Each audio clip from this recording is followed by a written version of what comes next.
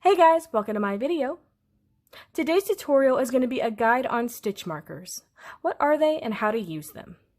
To begin, I have ready made a little test swatch here. I will have the yarn that I'm using listed down below, as well as the tutorial for the half double crochet stitch, because that is the stitch that I used in this swatch. These right here are stitch markers. This is how they are going to look.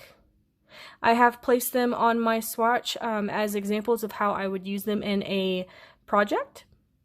You can pick up stitch markers at any craft store. This is just a basic set that I got of plastic stitch markers, so this is how they are going to look.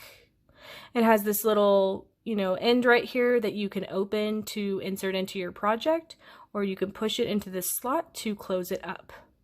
When you close it up around your project or your yarn, it's going to keep your yarn from unraveling, which is mostly how I use my stitch markers. On this row that I had just done, I put this stitch marker right here because I'm not done with my project yet, but I need to end it right now. So I put this little stitch marker here into this stitch, and you can see that it is secure. The yarn is not going anywhere. So that is one way that you can use a stitch marker.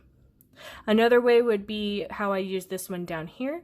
I put it around this stitch and I counted 5 stitches and then put it right here as a placement. The reason being, it's very helpful if you need to count stitches in your project. Say you're trying to keep track of stitches for a certain pattern, or you need to change colors, or you need to change stitches in general. It would be a great placement holder for that. Over here, I placed one on my 5th row of this project that I'm working on. Reason being, they are also great for counting rows. Say again, you need to change colors, you need to change stitches, whatever the reason being, you need a placement so you can remember what row you would change it on.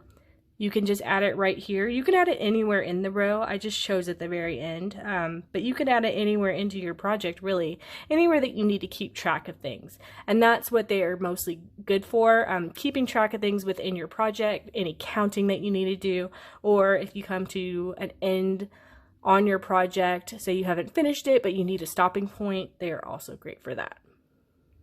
And that is going to be some examples of how to use stitch markers. Thank you guys so much for watching my video. Please like and subscribe for more from me. Please leave me any feedback down below for future videos or tutorials that you would like to see. You can follow me on all social media at crochetmelovely, all one word. Thank you guys so much for being here. Have a great day.